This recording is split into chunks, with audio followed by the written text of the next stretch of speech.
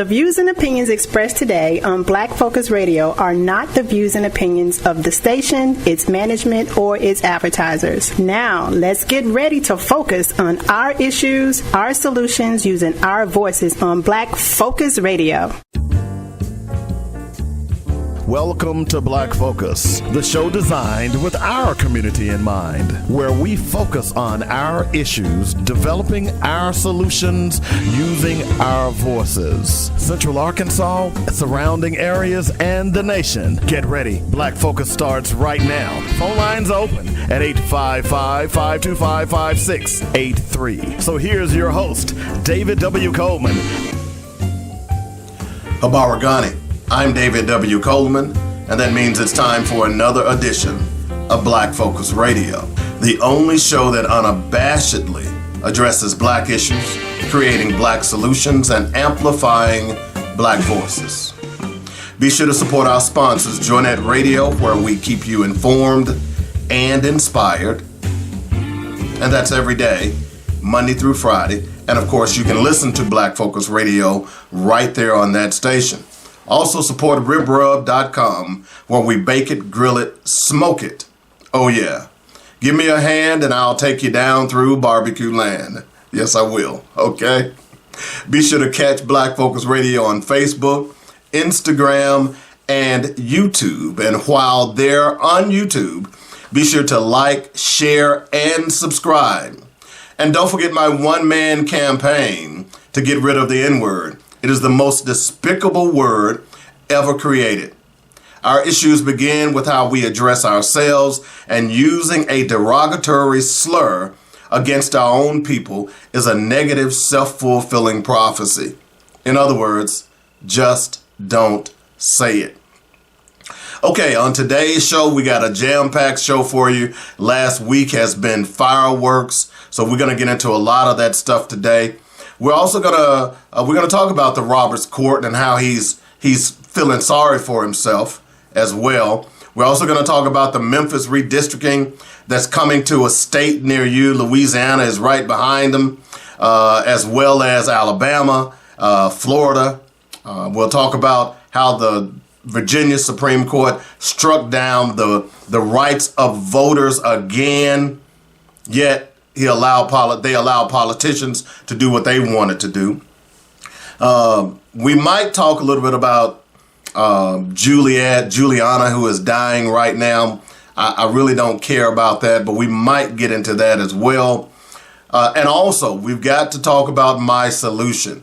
I'm going to give you some quotes from white people I triggered by simply posting a video. Or I should say a picture. And man, they've went crazy. So we're going to get into all of that and more.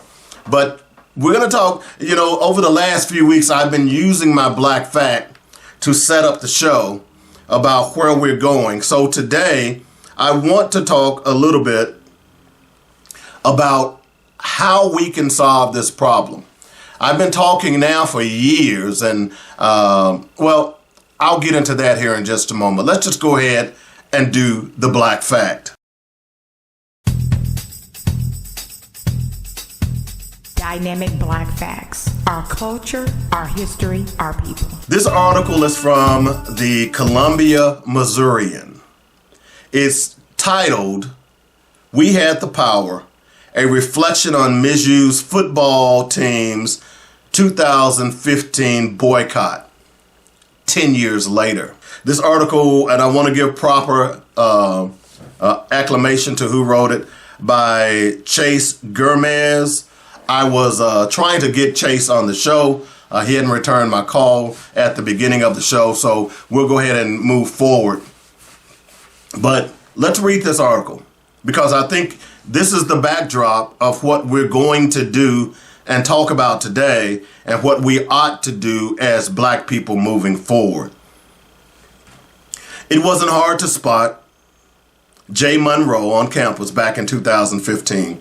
The former Missouri wide receiver always rode around with his patented yellow and gold scooter, a unique look compared to those of his teammates who matched his outgoing personality. On the morning of Friday, November 6, 2015, after an economics exam and the start of an extended break following a football game against Mississippi State the previous night, something caught his eye in front of Jesse Hall. Tents, all scattered around Mel Carnahan Quadrangle. "What are all these tents for?" Moore asked the student. "They camping or something?" That was when Moore first discovered Jonathan Butler's hunger strike. Butler, a graduate student and leader of the student-led movement Concerned Student 1950, was on his 5th day without food. It began November 6, 2015, in protest of UM system president Tim Wolf's failure to protect black students on campus, following a number of reports of racial slurs, swastikas drawn in feces in a dormitory bathroom, and other disruptive incidents throughout the school year and in the past. The hunger strike would end only if Wolf resigned from his position, as stated in Concerned Students 1950's list of demands. Often separated from campus activities as student athletes because of their heavy workload of meetings, practice, and conditioning, members of the football team were unaware of what was going on. Moore found Butler's tent and spoke with him. Butler was firm in his stance that he wouldn't eat, and Moore wanted to help ensure his safety. For him to help Butler, something needed to get Wolf's attention and put pressure on the administration. I want to read that sentence again. Something needed to get Wolf's attention and put pressure on the administration. He thought the football team had the power to do just that. Moore quickly returned home to tell his roommates, cornerback Anthony Sherrills and defensive end Charles Harris, about the situation, and they helped relay the message to other teammates.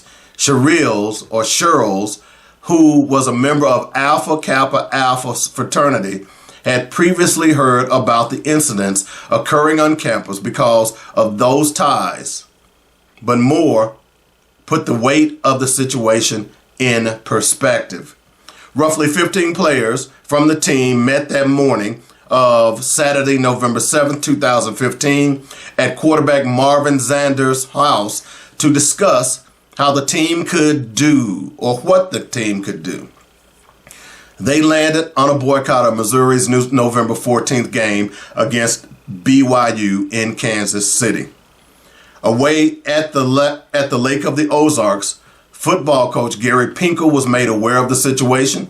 An unexpected call on a leisurely Saturday during a weekend off, with legitimate concerns for the safety of Butler's life. Pinkel wanted to support his players. Later that night, a total of 31 black players gathered at Missouri's Gaines Odom Black Culture Center.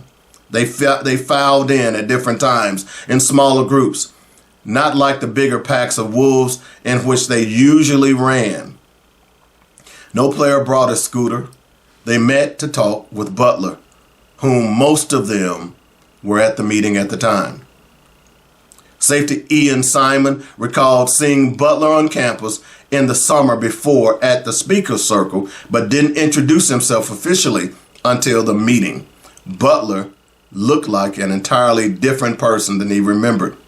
"I've never seen a human being so emaciated," Simon said. "For Butler to even look at you, it felt like an eternity. He was so depleted of energy. It was hard to see another person like that." The team solidified their plan in a matter of a day. That plan would draw enormous attention to the team, the university, and the entire region over the coming days, months, and even years.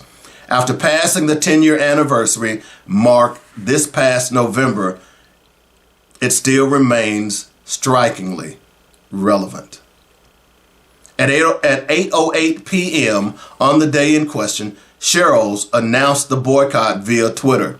The athletes of color on the University of Missouri football team truly believe injustice anywhere is a threat to justice everywhere. We will no longer participate in any football-related activities until President Tim Wolf resigns or is removed due to his negligence towards marginalized students' experiences. We are united. The photo of Cheryl's post showed their unity. The players locked arms with Butler and one another. The protest wasn't just about the hunger strike. It was about removing Wolf and making students of color feel safer at Missouri. The picture was just something that was almost like collateral, Cheryl said. We had already made up our minds to go through with it, Pinkel sided with us. Pinkel was reluctant to make the boycott of civil rights a political issue, rather an effort to ensure Butler's safety, but it was hard not to see the collision coming. Of all scholarship players on the 2015 roster, listen, let me read that again before I read this other part. Of all scholarship players on the 2015 roster, 69% of them identified as black. 69%. Without them, Missouri couldn't field a team. The players were in a rare position of influence and the majority of the roster regardless of racial identity. If I had to do it all over again, I'm not sure what I could have done differently, Pinkel wrote in his 2017 memoir, The 100-Yard Journey, A Life in Coaching and Battling for the Win. The football staff and the Missouri athletic programs would surely struggle recruiting African-American players had this unfolded differently, he wrote. I didn't want to see what we built left in ruins. The following day, November 8th, 2015, Pinkel and his coaching staff, athletic director Mack Rhodes, met with the team. Again, they relayed that the boycott was about Butler's safety, not concerned citizens' 1950 demands. A team photograph was taken and posted on Pinkel's Twitter account. Wolf resigned in an emergency meeting of the University Missouri System Board of Curators on the morning of Monday, November 9th, just 38 hours after the football team began its boycott. Wait, I got to read that again, okay? Wolf resigned in an emergency meeting of the University of Missouri System Board of Curators on the morning of Monday, November 8th, 2015, just 38 hours after the football team began its boycott. The pressure the Missouri football team put on the university administration helped force it to take action, due in large part to the $1 million Missouri would have to pay BYU if the game wasn't played. We were the extra ammunition, extra beef for the protest, Missouri lineman Marcel Frazier said 10 years ago. These people were like, oh, we're going to lose our Kansas City Arrowhead Stadium game. No effing way at all. It was totally clear that we were the deciding factor of the protest and hunger strike itself ending. Without the team's involvement, Butler's strike would have extended longer than 8 days. I guarantee I wouldn't be here alive if the football players didn't step in, Butler said in Spike Lee's 2016 documentary on the Missouri Fall 2015 protest, Two Fists Up. Missouri went on to pick up a 20-16 win over BYU the following Saturday as Moore caught a 4-yard pass early in the fourth quarter for the go-ahead touchdown. The Tigers finished the season at a 5-7 record, a stark decline from the previous 2 seasons in which the team had won 12 and 11 games respectively, and 2 more Southeastern Conference championship appearances. Some have questioned whether the team would have made the stand if it had a better record. Today, players don't believe outcome would be any different. If we were having a good season, I would have done the same thing because football is just a game, Simon said. No football game is bigger than any one person's life. In the decades since a turbulent 2015 centered on racial issues, the political climate has shifted dramatically, and Missouri has stripped diversity, equity, and inclusion initiatives and programs. The introduction of name, image, and likeness has also potentially altered the future of player protest. In many ways, the progress made that November has been rolled back. But for a season, Missouri football set a modern example of the power athletes have. We really changed the whole dynamic of the country. We did something great. It was a selfless act. I wouldn't change it for nothing. The morning of Wolf's resignation, 5 days before Missouri was to play BYU, was a celebration in the South Quadrangle. Kendrick Lamar's freshly released All Right, a defining anthem of the Black Lives Matter movement, blasted on speakers. Students swag surfed and enjoyed the catharsis of a victory right in front of the ESPN cameras broadcasting the end of the protest. The team's decision to boycott immediately sparked a wave of national media coverage. It made sports talk shows such as SportsCenter and First Take and CNN broadcast live on campus. In fact, Butler found out about Wolf's resignation on a live phone call with CNN. Then President Barack Obama even spoke at Missouri's protest during the ABC News interview. I think it's entirely appropriate for students in a thoughtful, peaceful way to protest what they see as injustices and inattention to serious problems in their midst. Donning a hooded sweatshirt with the message, "I can't breathe," Harris and one of the 20-plus football players on the South Quadrangle. The hoodie was in reference to Eric Garner, a black man who had uttered those words 11 times while New York Police Department officers restrained him against the sidewalk and caused him to lose consciousness in July 2014. He died an hour later at the hospital. The protest at Mizzou represented a systemic issue, such as police brutality and racial discrimination that were rampant during the time. And still is, by the way. I'm adding that. It was just a year removed from the police shooting of Michael Brown in Ferguson, a roughly 2-hour drive east of North St. Louis County. MU for Mike Brown was the student movement that sparked Concerned Student in 1950, created by Ashley Bland, Naomi Doherty, and Kaylin Beck in 2014. National media coverage wasn't always focused on the root issues of going on at Mizzou. Most of the conversation centered around the football team rather than the activism being done.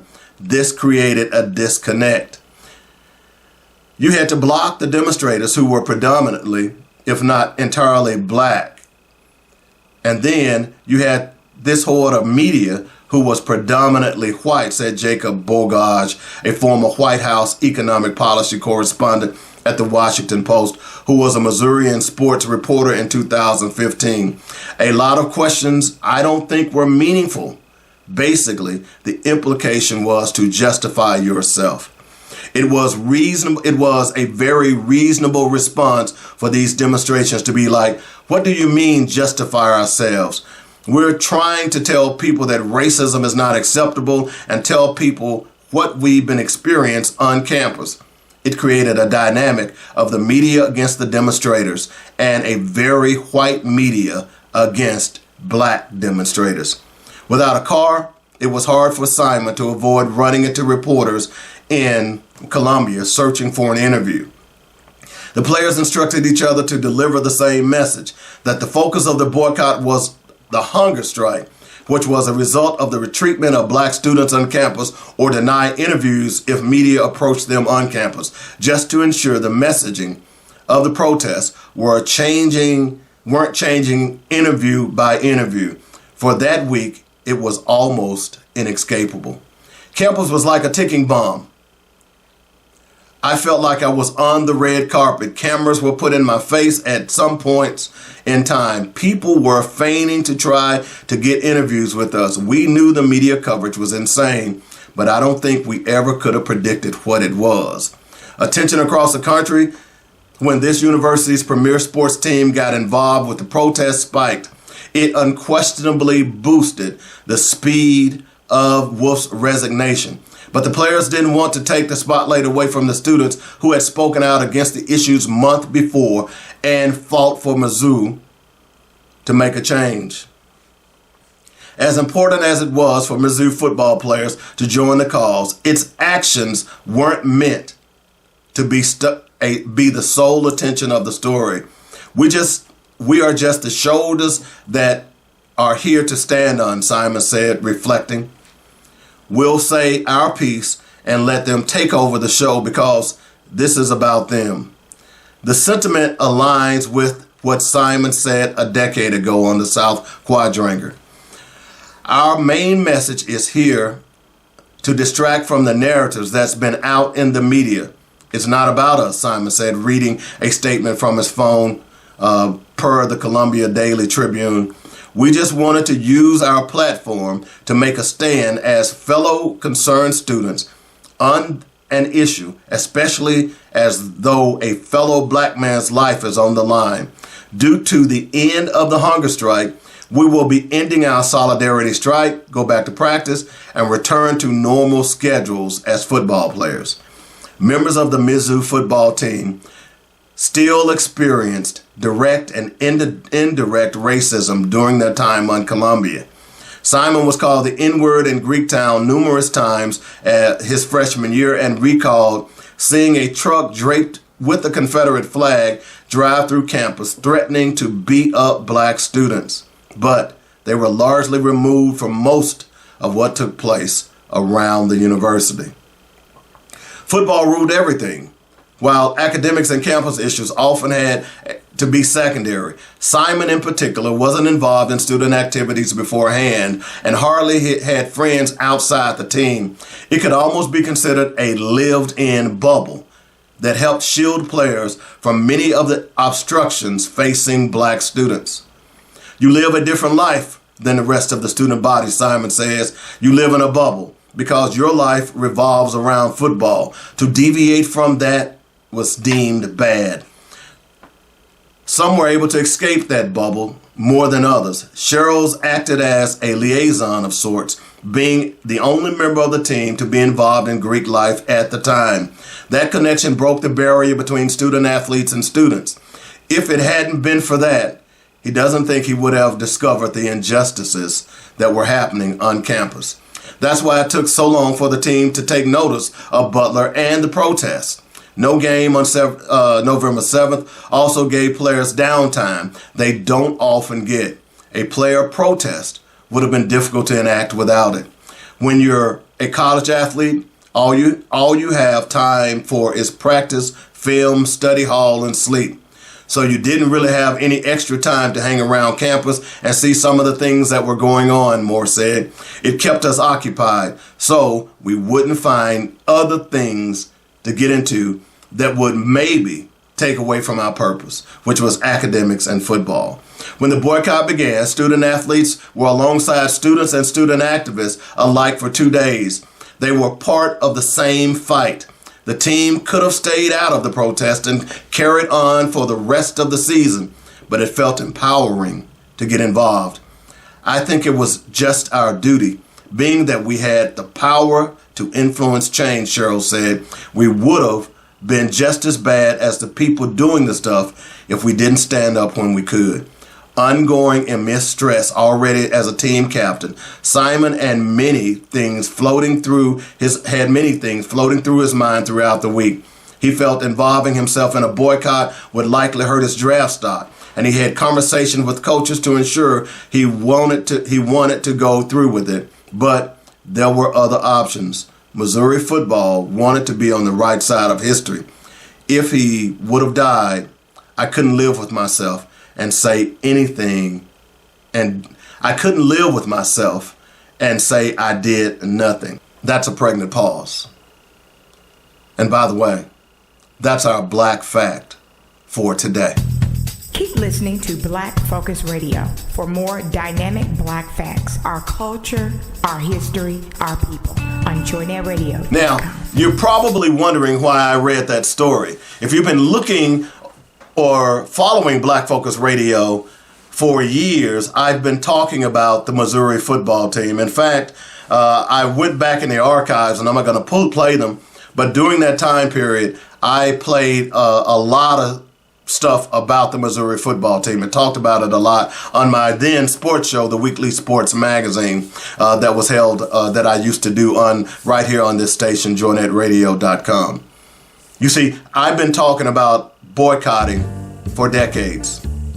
We'll get into more of that here in just a moment. We've got so much stuff to cover today. It is just amazing, because at some point in our time period today, in this dispensation of time, Black people are going to have to stand up once again. Are you ready? That's the question. Back in a moment. You're listening to Black Focus Radio. Our issues, our solutions, our voices on joynetradio.com. Hey friends, David W. Coleman here for Coleman's Dynamic Products and ribrub.com. That's RIBBRUBB.com. It's where you'll find the best dry marinade for baking, grilling, and smoking your favorite meats and vegetables. We're gearing up for a very busy season, so I want you to make sure you take advantage of the great sale we've got going on right now. It's the Coleman's Dynamic Gift Box. It comes in 3 great flavors: hot and spicy, original, or scorching, or a 4th combination box. What is a Coleman's Dynamic Gift Box? Well, I'm glad you asked. You get 3 bags of Coleman's Dynamic Rib Rub, 3 bags of Coleman's Dynamic Rib Nuts, a bag of Coleman's Dynamic Fry Dust, and of course, you get a bottle of rib juice, pepper juice, and rib dust. You can't beat that. Order a Coleman's Dynamic Gift Box today and get a digital copy of the Coleman's Dynamic Recipe Book. Don't forget to like, share, and subscribe. Now is the time to place that order for Coleman's Dynamic Gift Box before the holiday rush. And remember, bake it, grill it, smoke it. Oh yeah, at ribrub.com.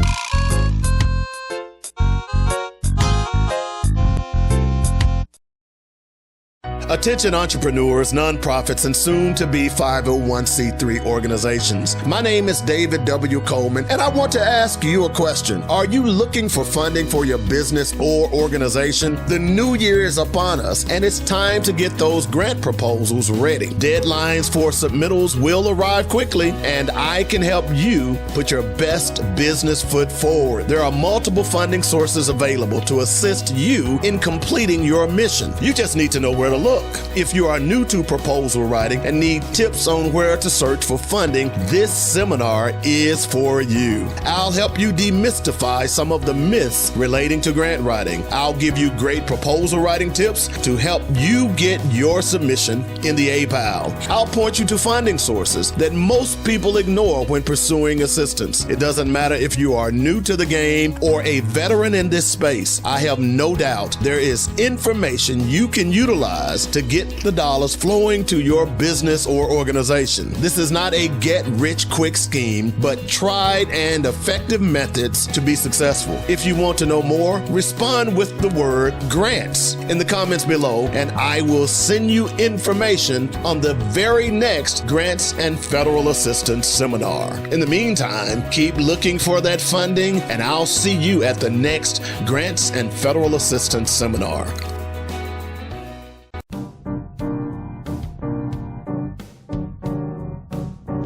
What's old is new again. The release of the Pain of Vengeance audiobook is finally here. A new generation, but the old story remains the same. What happens to an officer of the court when the tables of justice are turned against him? Will he abide or take the law into his own hands? Follow the saga of Malik Coleman as he makes decisions that will change lives forever. Be the first to hear it and hear it again. What would you do? Accept an unjust ruling or reject the system outright that views fathers as second-class citizens? Order The Pain of Vengeance today. Now available as an audiobook. The Pain of Vengeance will make you cheer, cry, laugh, and make you question equality and who truly benefits. Order The Pain of Vengeance audiobook by Dante Senke today.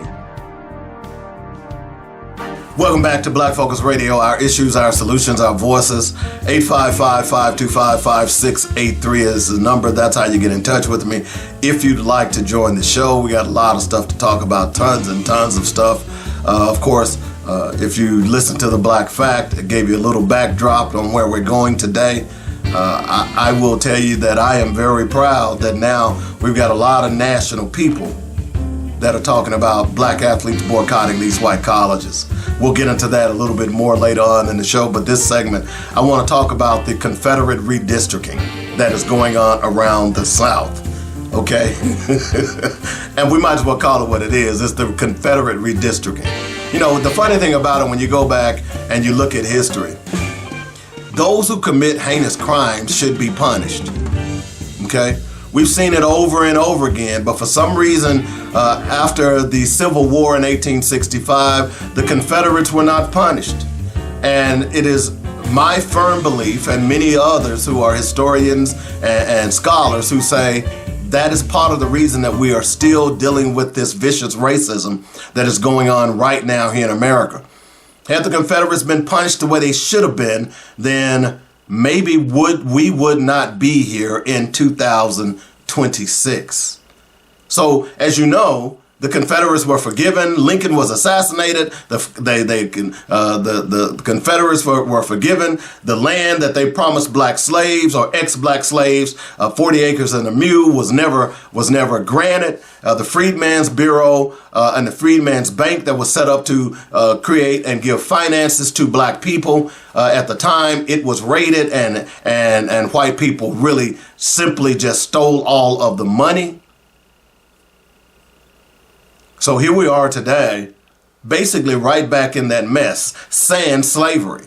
But the mentality and the attitudes, and don't forget, out of all of that came black codes, Jim Crow, lynching, segregation, you name it.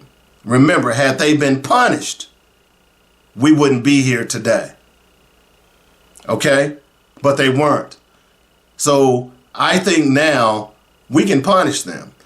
As we go out through the show, we're going to talk about that. But let's first talk about what happened in Tennessee, in Nashville, Tennessee last week. The Tennessee legislature, who has been, I would say, increasingly racist over its time period. And let's not forget, the Ku Klux Klan was founded in Pulaski, Tennessee. And a lot of people have the misconception that these were just some good old white boys and farmers who founded the Ku Klux Klan. No, they weren't. These were lawyers.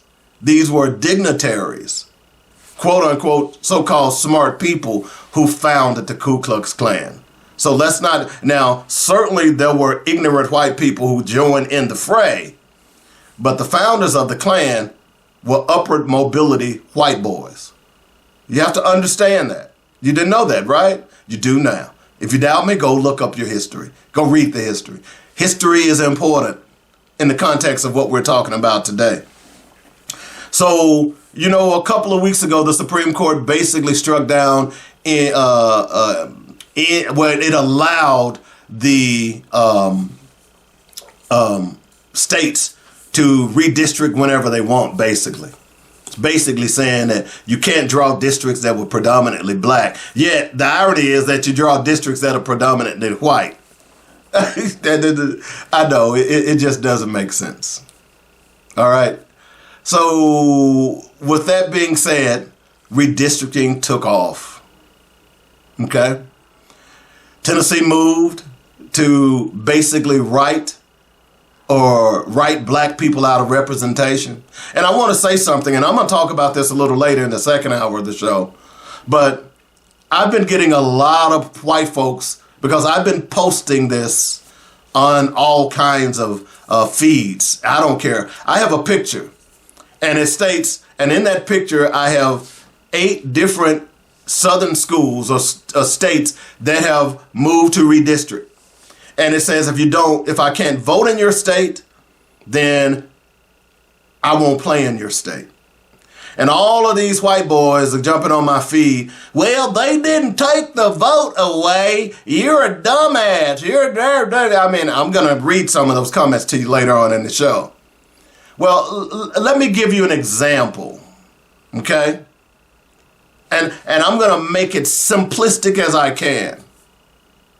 You go in a grocery store, okay?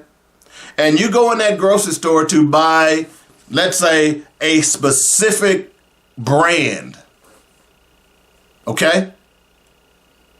And that store doesn't have your brand.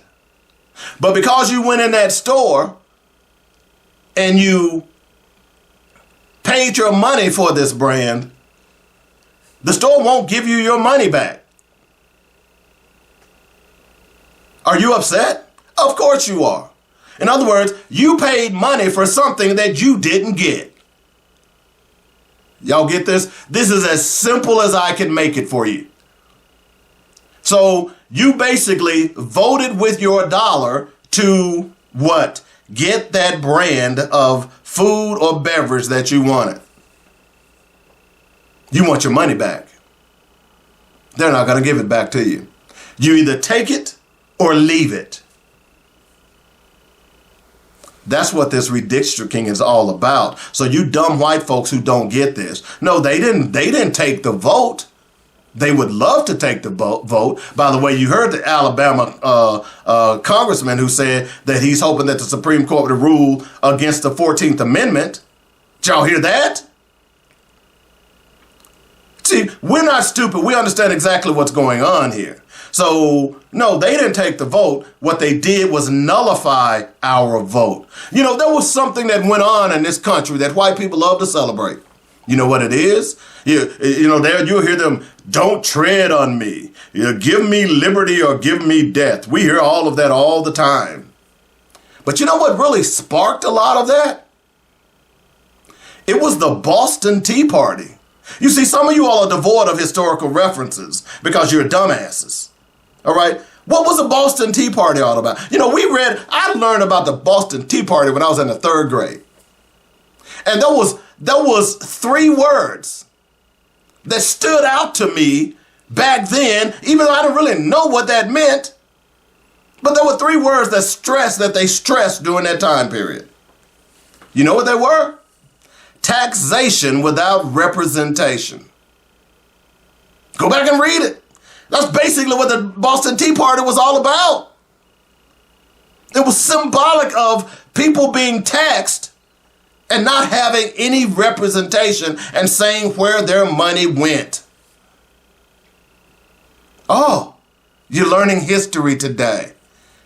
Remember, I always say, those who don't know their history are doomed to repeat it. So basically what the Supreme Court did is say, hey, you can vote, but you don't have any, we're going to make sure that you don't have any representation. We're going to allow those white racists to draw district lines that take away from your representation. So you won't have representation. So basically what they're saying to black people is that you are going to be taxed, and we're going to spend, we being white people, are going to spend your money the way we want, and we don't give a damn about what you do. Let me go further, because see, this not only is taxation without representation, It's going to affect your schools. It's going to affect your school board. It's going to affect your local and state representation as well. See, y'all don't understand that this is bigger than just representation. This is going to affect the money that flows into your communities, the money that we already don't get because of subtle racial discrimination. Hello? So those white people who are going to jump on this show today, maybe this will explain it to you, because I wasn't going to explain. Look, here's the one thing that I am not going to do. I am not going to sit on social media and argue with bigots and racists. I mean, that point is moot. I'm just not going to do it. If you're stupid enough to try to come at me about a post that is very valid, then I'm going to let you continue to be stupid. Okay?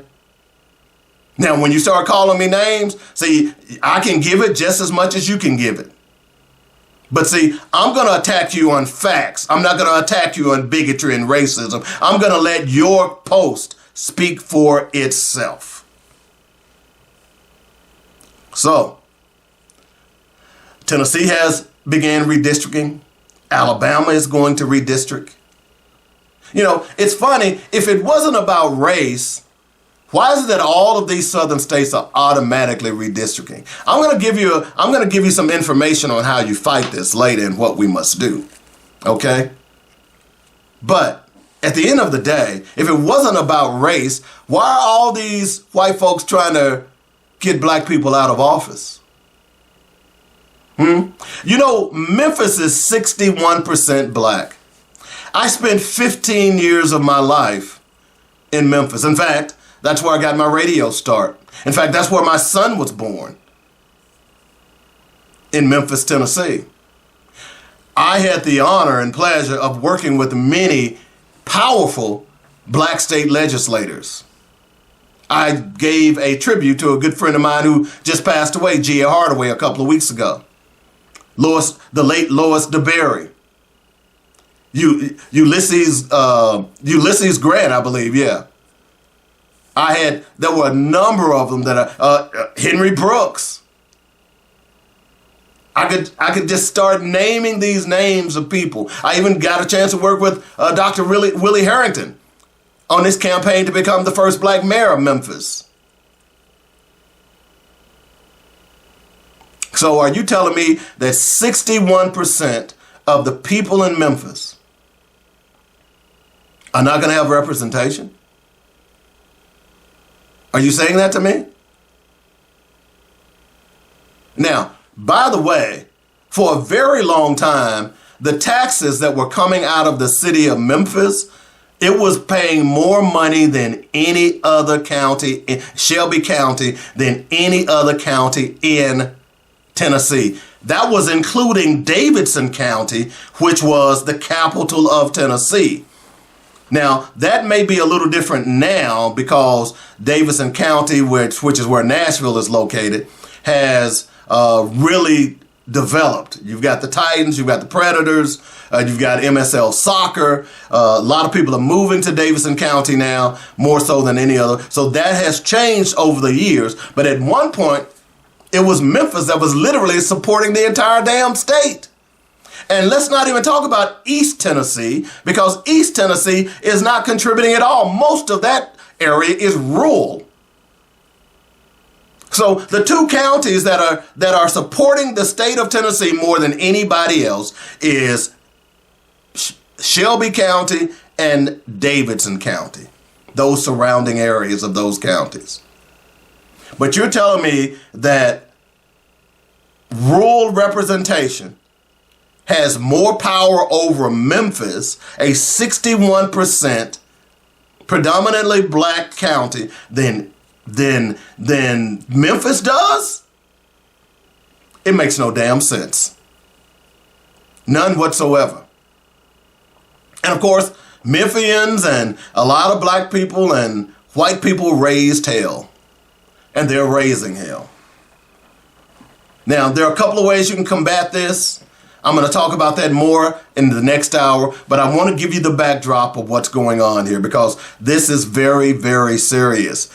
It is taxation without representation. And even though I can still vote, what good does my vote do if my representative is not going to do the things that I need done in my community? That's what this is all about. And for those dumb white folks that are getting on my feed, call themselves attacking me, you lack intellect. You lack historical significance. Oh, and by the way, your bigotry and racism is showing. Okay? Now, you can be mad at all you want about the picture that I posted. But I know I got more people giving me a thumbs up on what I posted than those who are not. And it's time, and we're going to get into that next hour, but I just wanted you all to know what's going on. And those of you who are on the radio are not going to be able to see this, but if you go out to my Facebook page, or I should say my YouTube channel on Black Focus Radio, I'm going to actually post some of those pictures. I'm going to post what they say. I'm going to read some of them to you, but I'm also going to post them. You know, I love a bigot. You know, and it's kind of ironic. You all probably have not been paying attention, and if you have, great. But there's some white boy walking around Nashville who is blatantly and openly using the N-word. Okay? He's basically trying to incite a riot. That's what he's doing. And I think he got arrested over the weekend, but maybe not. But this is the boldness that they are now doing. You see, racism hasn't went away. I kept telling I had white friends. By the way, where are my white friends? Where are the John Browns of America? I'm going to ask you that question in the next hour. Where are y'all? Because this should not stand. If you have a white friend and your white friend is not standing with you on this issue, then you're beginning to realize that he's not your friend. He never was. Or she never was. Okay? So that's where we are here. So we're going to take a quick break. When we come back, I want to touch on something that John Roberts said, because his feelings is hurt, and I don't care. Back in a moment. You're listening to Black Focus Radio. Our issues, our solutions, our voices on joynetradio.com. Barbecue season is here, and you're still using that 99-cent goop full of chemical derivatives and high fructose corn syrup for your sauce? Stop, please. Get to ribrub.com now and save your next cookout with an array of all-natural rubs and sauces. Start with the Dynamic Rib Dust for seasoning and the Dynamic Rib Rub for flavor, and top off your grilled or smoked masterpiece with Dynamic Rib Juice. Don't forget the Dynamic Pepper Juice for just the right kick for those chicken wings. One other thing, you've got to try the delectably delicious Dynamic Rib Nuts. Can't decide? Order a Dynamic gift box and satisfy all of your cravings. Come on, give me your hand and let me take you to barbecue land at ribrub.com. That's RIBBRUBB.com, and we'll show you how to bake it, grill it, smoke it. Oh yeah.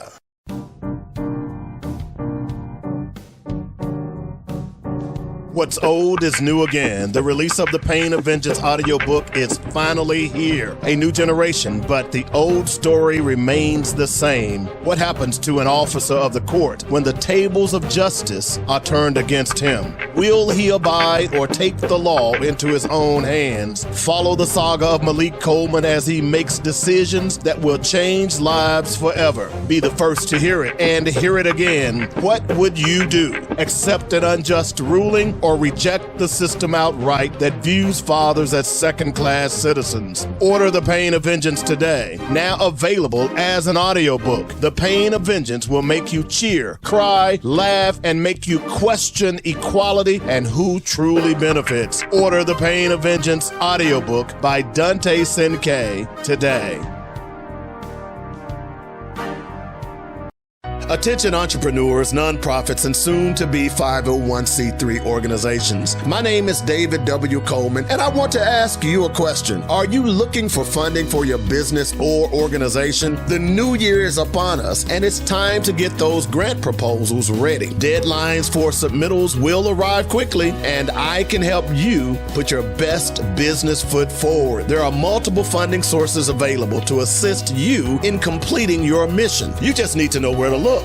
If you are new to proposal writing and need tips on where to search for funding, this seminar is for you. I'll help you demystify some of the myths relating to grant writing. I'll give you great proposal writing tips to help you get your submission in the APAL. I'll point you to funding sources that most people ignore when pursuing assistance. It doesn't matter if you are new to the game or a veteran in this space. I have no doubt there is information you can utilize to get the dollars flowing to your business or organization. This is not a get-rich-quick scheme, but tried and effective methods to be successful. If you want to know more, respond with the word grants in the comments below, and I will send you information on the very next Grants and Federal Assistance Seminar. In the meantime, keep looking for that funding, and I'll see you at the next Grants and Federal Assistance Seminar. Welcome back to Black Focus Radio, our issues, our solutions, our voices. 855-525-5683 is the number. That's how you get in touch with me if you'd like to join the show. Of course, the Supreme Court Justice John Roberts is feeling like people are picking on him. He's saying that they not a political wing. Yeah, you are. Yeah, you are. You and Samuel Alito has been trying to get rid of the Voting Rights Act for the last 15, 20 years. There's no ifs, ands, or buts about it, and there's evidence to prove that. But I want to read a letter that was sent to John Roberts because I think it's important. This was sent by a young lady, an essayist. Her name was Lucinda Law. That's kind of ironic. Here's what she says. She said, "Dear Justice Roberts, it has come to my attention through your various media appearances that your feelings are hurt, that people view you and your court as political actors, which you insist is not an accurate understanding on what the court does. So let me resolve the confusion. The misunderstanding is yours, not ours. People believe the court is political because it is and acts so in plain view of the nation. You unleash unlimited corporate money into elections by inventing constitutional protections for concentrated wealth. You dismantle voting protections while dining with the very political movement that benefits from their destruction. You expand presidential immunity in ways conveniently favorable to a corrupt executive you have rewarded with extraordinary deference, 90% deference. And then you perform public astonishment when Americans recognize your pattern. Your court did not merely interpret the Constitution, it selectively hollowed out whenever democratic participation threatened entrenched power.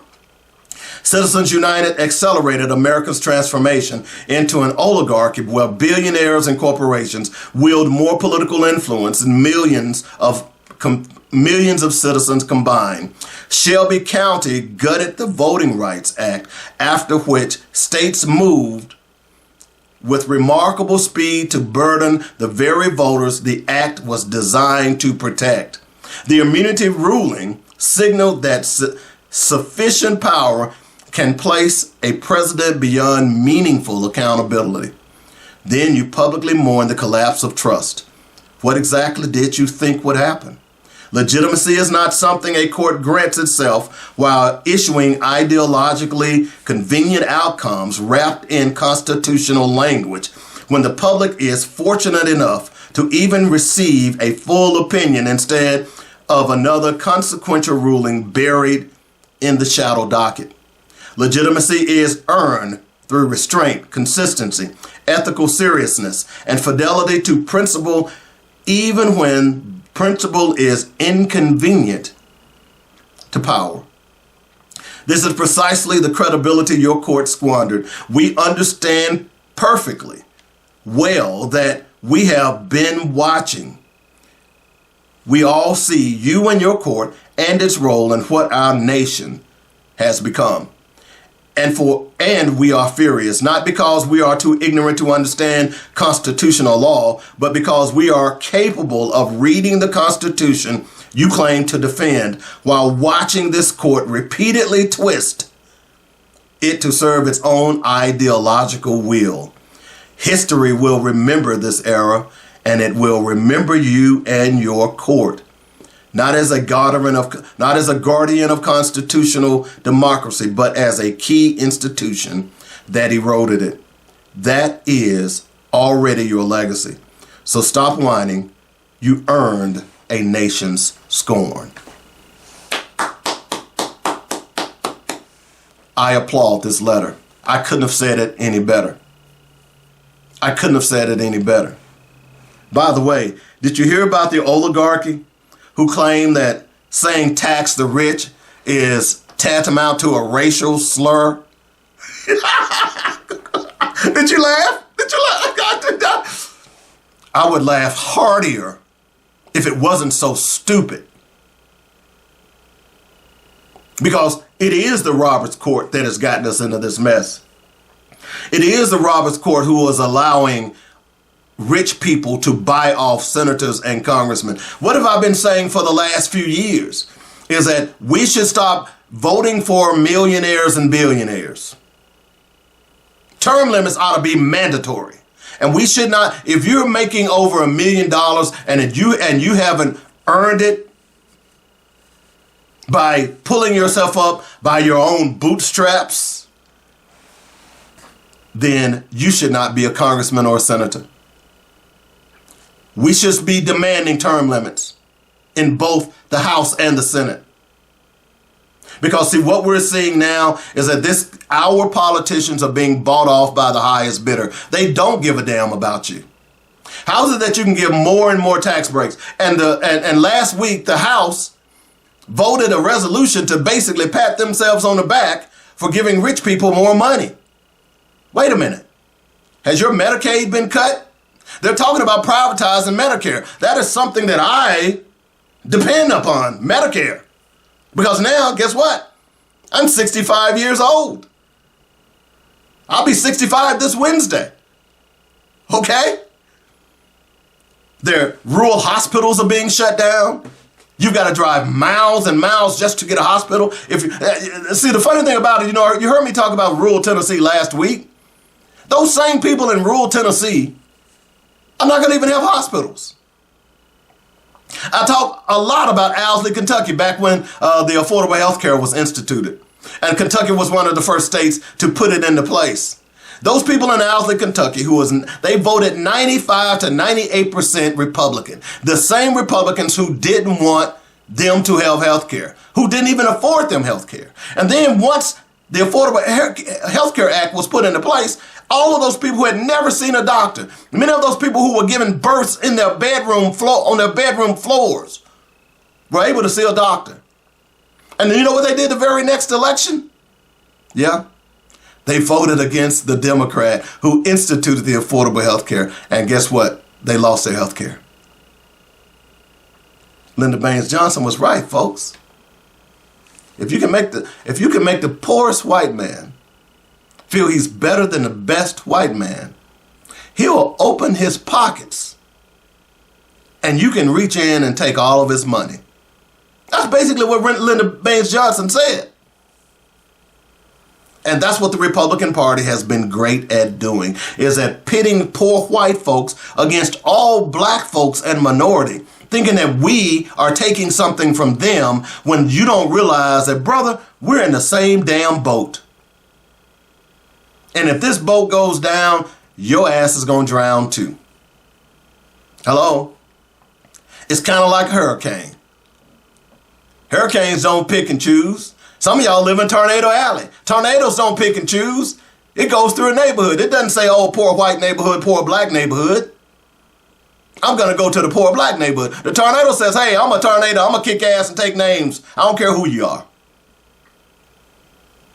That's what this court did, and that's what the Republican Party is doing to all of us. They're pitting us against one another. And until we wake up, not the black people, not the white people, but all of us who are in the same boat said, hey, we're done with this.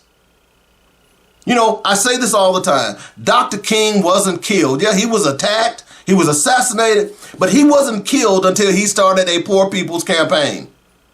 Dr. King wanted to get poor whites and poor blacks to come together and understand that we are in the same fight for the same thing. And that was economic justice for our children, for our communities. Economic justice is not a black and white thing. It's a people thing. And when Dr. King began to talk about getting poor whites and poor blacks to get on the same page, that's when he was assassinated. Now let me ask y'all, when are y'all gonna wake up? Because as I just read in that letter from Lucinda Law, is that the oligarchs are laughing at y'all asses. When are you going to get mad at them and stop being mad at the white man or the black man that's living in a poor neighborhood just like you are?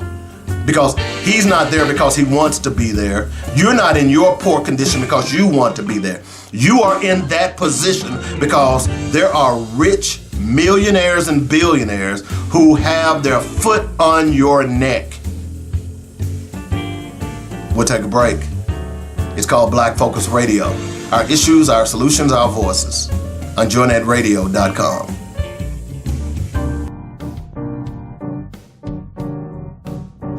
What's old is new again. The release of the Pain of Vengeance audiobook is finally here. A new generation, but the old story remains the same. What happens to an officer of the court when the tables of justice are turned against him? Will he abide or take the law into his own hands? Follow the saga of Malik Coleman as he makes decisions that will change lives forever. Be the first to hear it and hear it again. What would you do? Accept an unjust ruling or reject the system outright that views fathers as second-class citizens? Order The Pain of Vengeance today. Now available as an audiobook. The Pain of Vengeance will make you cheer, cry, laugh, and make you question equality and who truly benefits. Order The Pain of Vengeance audiobook by Dante Senke today.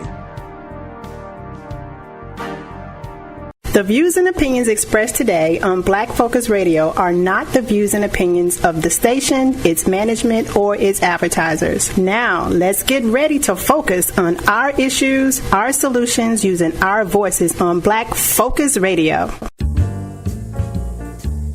Welcome to Black Focus, the show designed with our community in mind, where we focus on our issues, developing our solutions, using our voices. Central Arkansas, surrounding areas, and the nation. Get ready. Black Focus starts right now. Phone lines open at 855-525-5683. So here's your host, David W. Coleman.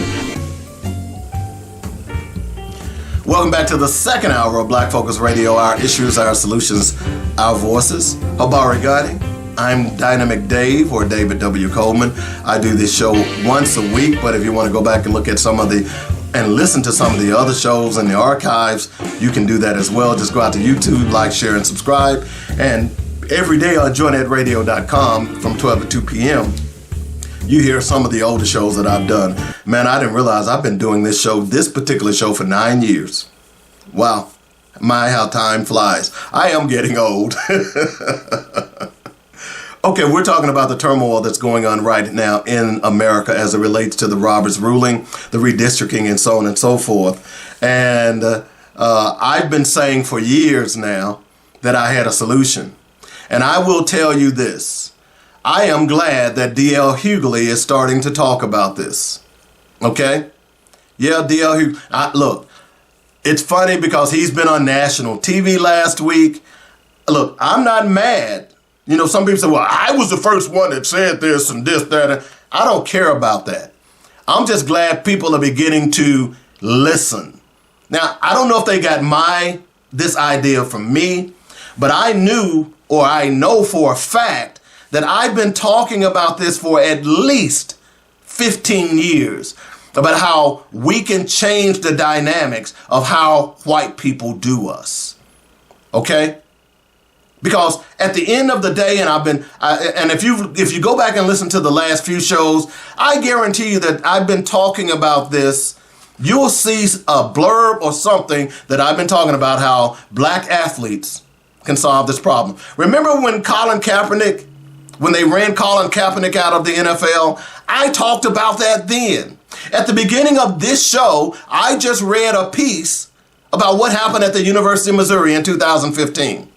That was the blueprint. Even before the thing happened at the University of Missouri, and I brought this up, people would say, oh, that would never work. Oh, that would never work. That would never work. That would never work. That would never work. That's all I heard. And then the University of Missouri happened. You heard? It was 38 hours before the president resigned because they were going to lose millions of dollars. See, the only thing white people understand is money. It came to me years ago. I think it was in the late 70s when there was a huge stock market crash. And white people were like jumping out windows in New York because they had lost everything. Black people have always been poor. Not poor, but poor. I remember my mom almost beating the skin off my body because I burned a pot of beans. Let me tell you that story real fast. My mom worked 2 jobs. My mom would leave at 6:30 in the morning and she would come back she would get home about 4 o'clock, 4:30.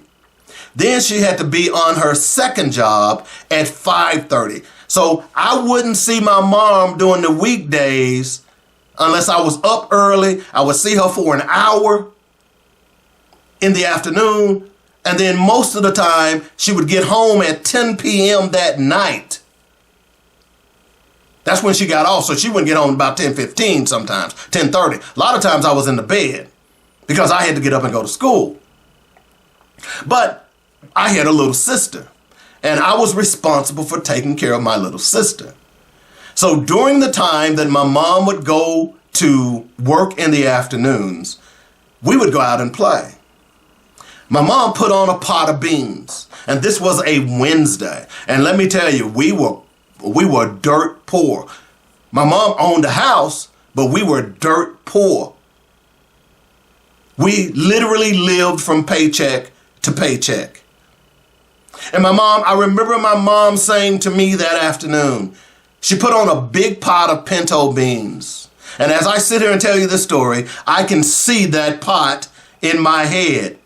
I can also see the burnt beans popping out of the pot like popcorn in my head too. So she went to work.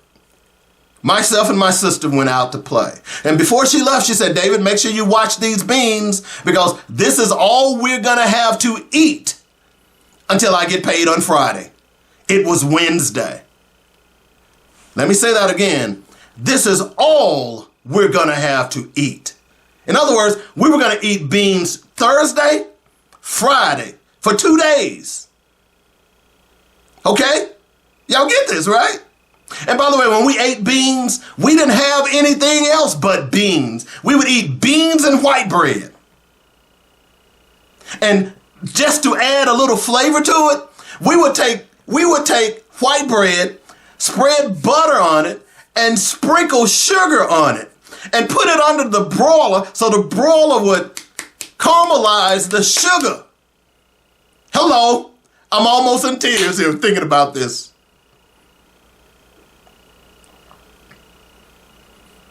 We only had those beans for 2 days. It wasn't the first time all we could eat were beans. She said, David, make sure you watch these beans because it's all we're going to be able to have to eat for 2 days. I went out we played, I forgot the beans were on the stove. When I came back in the house was filled with smoke. Literally, to the point where I had to open all the windows. I had to open all the doors. I ran back to the kitchen, and the pot that the beans were in was smoky black, and it was so much smoke that even the top that was on the beans had flew off, and the beans were popping out of the pan like popcorn. I'm serious. As I say this and tell you this story, I see it right now. Needless to say, I panicked. Pulled the pot off the stove, put it in the sink, ran some water on it, but I knew that I was going to catch hell in about 2 hours when Mama came home. The whole house smelled like burnt beans. There was no way to get the smell out of the house. I was fortunate enough to get the smoke out of the house, but the smell was apparent. It was in the curtains. It was in the carpet. It was in the clothes. I remember a few days later getting dressed to go to school, and my clothing smelled like those burnt beans that Monday. Mom walks in the house. She said, "Oh Lord, what happened?" She immediately knew. She said, "You burnt those beans, didn't you?" I was actually in bed. I heard her come through. I was feigning sleep. She came in. She said I could hear her when she came through the door. She said, "What happened? What is this burnt smell? Oh Lord, did somebody try to burn the house down?" She immediately, and my room was right off the kitchen. So she came back to the kitchen. I could hear her talking. "Where are the beans? Oh my God, what is all of this? Did you burn these beans? David, what did you do?"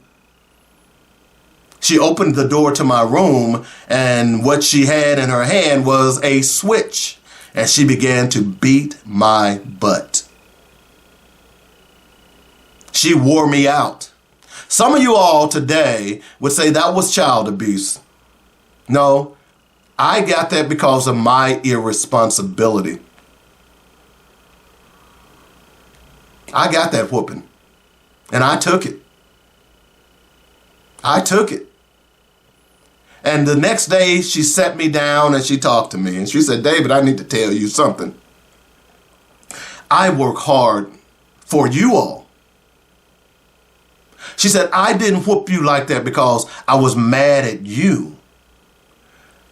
I was angry because you don't realize just how dangerous what you did could have caused us major problems."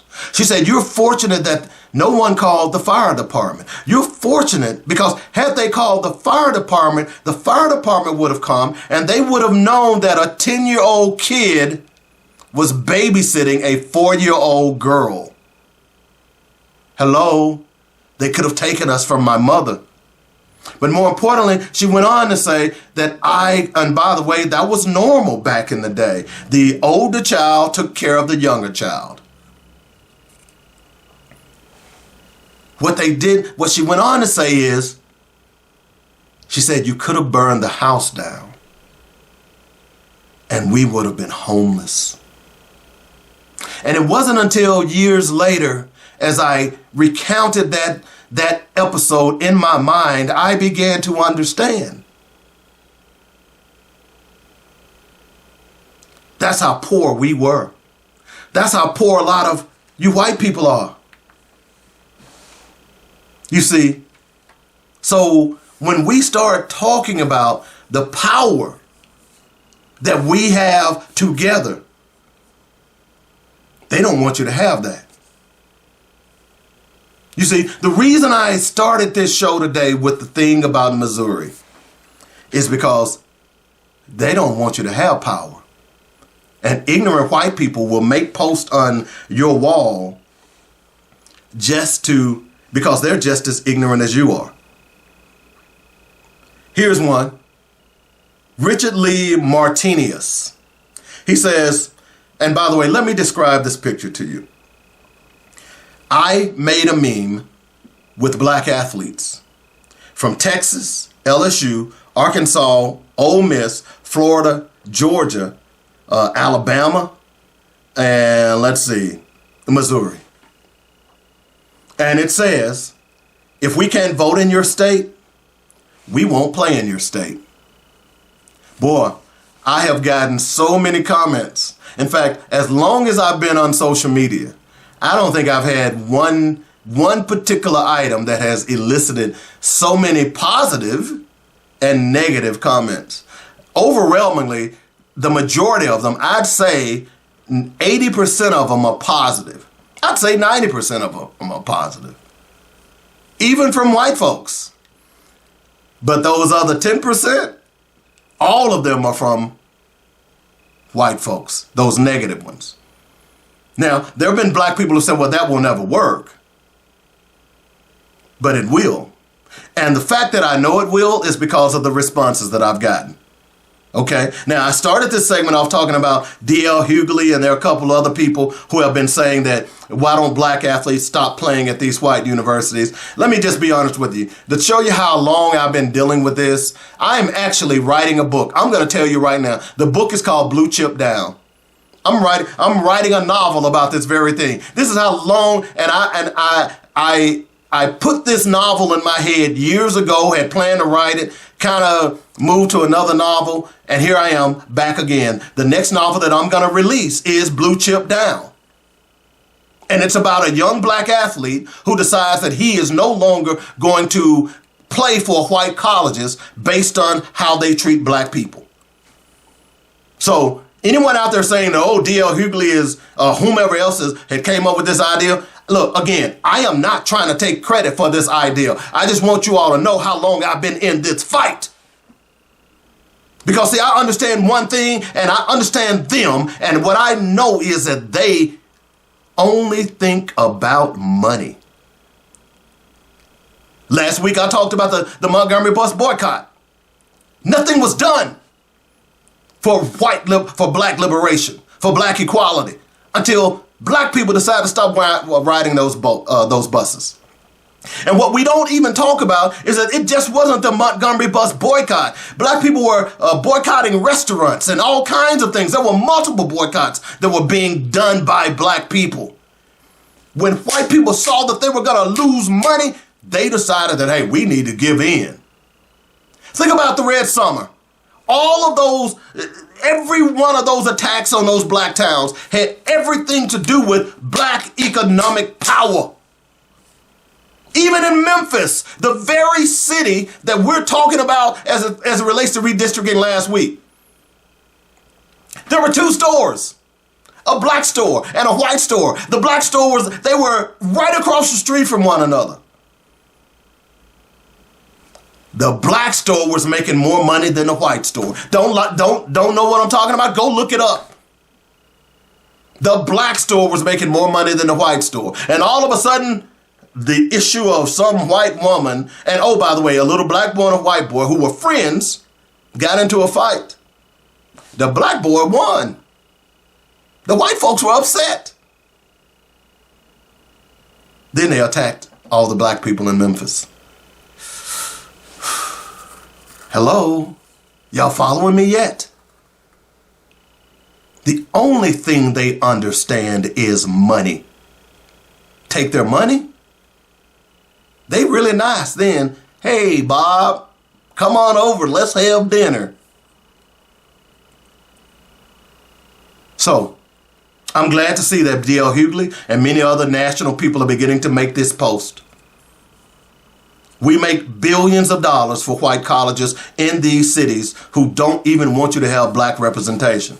Tennessee, you see, I know intricately how important black athletes is to the University of Tennessee because I lived in Tennessee. And not only did I live in Tennessee, I did sports radio in Tennessee for 13 years in Nashville, Tennessee.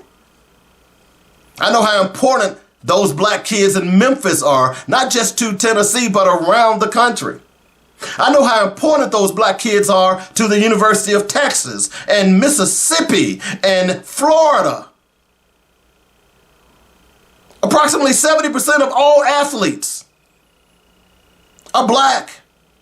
You heard me read in the piece that I did with Missouri that 69% of the athletes on that football team were black. We earn them money. We make them billions of dollars. I did an evaluation of all of the schools last week, the top 25 schools for football and basketball. If you don't know, the last contract for the NCAA basketball was approximately $1.7 billion. The last contract or the upcoming contract for the new playoff, the football playoff, is going to be $1.9 billion. That money is earned on the backs of black kids.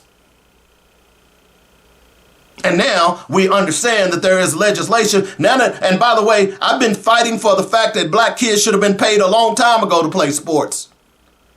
Now that we finally have the NIL, now guess what? There are former coaches who are trying to limit the money that black kids can make in NIL. You know what? If those were white kids making that money, they wouldn't say a damn word. But because these black kids are now making all of this money, they want to limit the amount of money you can make.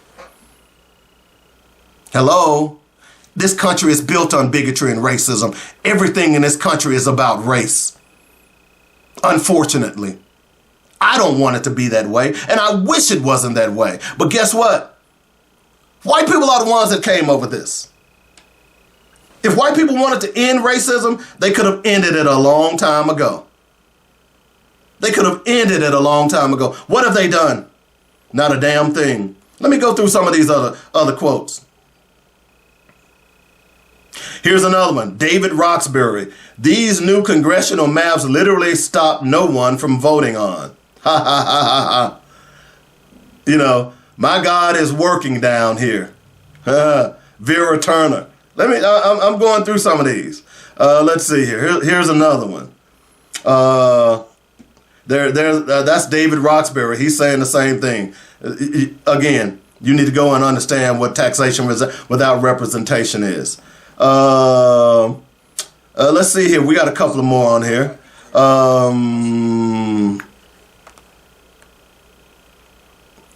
Someone said, what's the plan? Oh, here's Richard Rucker. And the great thing about it is when they make these comments, I go and click on their page because I want to see what they look like, and every one of them. That ain't gonna work. Okay, that ain't gonna work. That's what Richard Rucker said. Okay, let me see here. Let me go through a few more here. A lot of people, you better believe it. Let's see, here's one. They will gladly pay $10 per gallon for gas if it means black people can't vote. Don't underestimate their commitment to hate. Okay? They would give up their farms for it. Many already have. And they're right. Many of them already have given up their farms. Okay? I gotta go to break, but let me see if I can. Let me see if I can find a couple more. Let's see. Here's one by Rocky Williams. You know, when I saw Rocky, I knew he was a white boy. I knew it. I didn't even go look, but I knew he was. He says to D.W. Coleman and the players, bye-bye. Don't let the door hit your black ass. Wait a minute. These are the people that you are playing for, black teen, black athlete. It proves beyond a shadow of a doubt that they don't give a damn about you. All they want you to do is shut up and dribble and score touchdowns.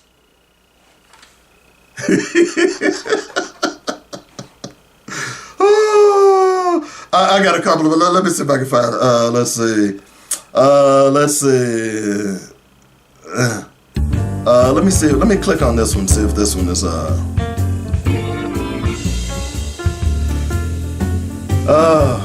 well, I've got a lot more. I'm not gonna. But here's what I initially wrote, because I think it's important for us to understand. Recall the University of Missouri in 2015. Those black football players provided the blueprint. It's long past time to stop making money for those who spit in our faces at every opportunity. Having meetings and marches will not stop bigotry and racism, but affecting their wallets will at least minimize their behavior. The most powerful weapon in the march to equality was the economic boycotts. Nothing changed until white people realized that black people would no longer give them our money. If you research the Red Summer, those black towns were destroyed because most of them were self-sufficient and whites were not making money. On that note, we'll continue this conversation. You're listening to Black Focus Radio, our issues, our solutions, our voices on JoinetteRadio.com.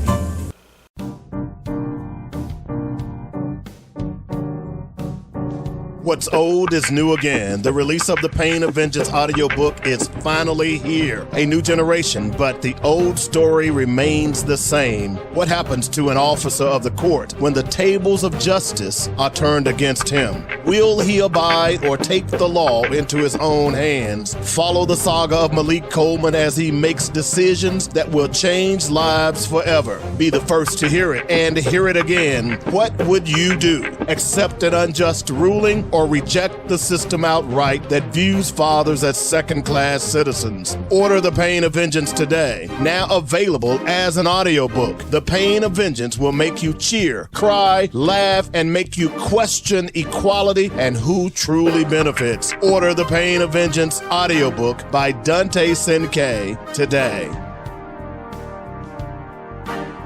Season is here and you're still using that 99-cent goop full of chemical derivatives and high fructose corn syrup for your sauce? Stop, please. Get to ribrub.com now and save your next cookout with an array of all natural rubs and sauces. Start with the Dynamic Rib Dust for seasoning and the Dynamic Rib Rub for flavor, and top off your grilled or smoked masterpiece with Dynamic Rib Juice. Don't forget the Dynamic Pepper Juice for just the right kick for those chicken wings. One other thing, you've got to try the delectably delicious Dynamic Rib Nuts. Can't decide? Order a Dynamic gift box and satisfy all of your cravings. Come on, give me your hand and let me take you to barbecue land at ribrub.com. That's RIBBRUBB.com, and we'll show you how to bake it, grill it, smoke it. Oh yeah.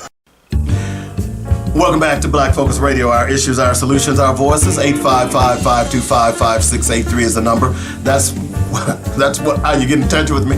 Oh, by the way, you white folks out there that are mad at me because I'm telling black kids to stop playing for your schools, send me an email. I'd love to hear from you. In fact, if you have the courage of a black man, because see, I have courage, I don't fear you. Okay? I don't fear you. Had I lived during that time where y'all were riding around in hoods, I know now y'all ain't got to wear hoods, but when y'all were riding around in hoods, I'd have been part of the Deacons of Defense, because I'd have been busting caps in y'all asses all day long. Sorry. I'd have been the Nat Turner. By the way, I'm a huge Nat Turner fan. Yes, I am. Which brings me to a point. A lot of the things that were accomplished during the struggle were, in part, because of white people. I want to know where y'all at now. One of my heroes growing up was John Brown, Harper's Ferry. For a long time, until I got up and was able to go and research and do the story myself, but I don't think I realized John Brown was a white boy until like 7th grade.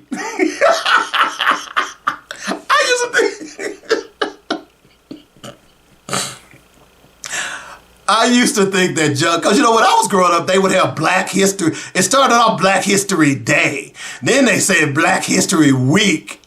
So we didn't really have a lot of time to delve into some of the significant things that went on during slavery and beyond. But I remember writing a story about John Brown. That book that I had, that I've discussed on this show numerous times, that had different montages of black people during the struggle. John Brown was in that book, but in the book, and they had a drawing of him, and he looked black. I didn't realize he was black until I was like in the 7th. I didn't realize he was white until I was like in the 7th grade. John Brown at Harper's Ferry. Okay? But I'm laughing because, see, we need some John Browns out here. Okay, let me give you a few more names that we need out here. Ann Braden, we need her, a journalist and organizer from Kentucky who fought against segregation in the South. We need Joan Tromper Mulholland, a white Southerner who participated in dozens of sit-ins, became a freedom rider and was arrested multiple times. Jim Zwerg, a freedom rider who was severely beaten by a mob in Montgomery, Alabama for trying to desegregate interstate travel. Virginia Foster Durr, a Birmingham, Alabama native who fought against the poll tax and supported Rosa Parks and the Montgomery Improvement Association. Here are names of some murdered activists. Viola Luiso, a Detroit mother who traveled to Alabama to help with voting routes. She was murdered by the KKK after the Selma to Montgomery March. Reverend Jesse Reeb, a Unitarian Universalist minister who was murdered in Selma while fighting for voting rights. Jonathan Daniels, an Episcopal cemeterian who was killed in Haynesville, Alabama. Michael Schwerner, a co-worker who was murdered in Mississippi alongside James Chaney and Andrew Goodman. Where are those white folks? Where y'all be at? It's time for y'all to join this fight. Okay? Because we need to make sure that we understand freedom ain't free, brothers and sisters. And we need everybody who believes in freedom and equality to join under one umbrella and say, hey, we're not doing this anymore. We're not going back. It should not just be black people saying we're not going back. It should be white people saying we're not going back. It shouldn't have anything to do with your political persuasion. It has to do with your humanity, how you believe in people. No. We're not going back. We're not going back. So, last segment I was talking about how white people have been coming for me. Come on. I ain't going back either. Look, let me tell you something. And I say this often, and I probably shouldn't say it so much, but I'm 65 years old. Okay? I got more life behind me than I have ahead of me. So you think I'm going to be afraid of what you call me or what you say to me or how you threaten me? Hell no. Hell to the no, no, no, no, no. I don't fear you. I am a strong, powerful black man. I have been raised in the fire of bigotry and racism, and I shall not be moved. And if you got a problem with black people simply wanting to be free, that's your problem. It ain't my problem.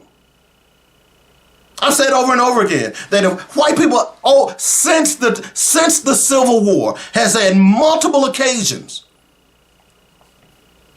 to change. They haven't.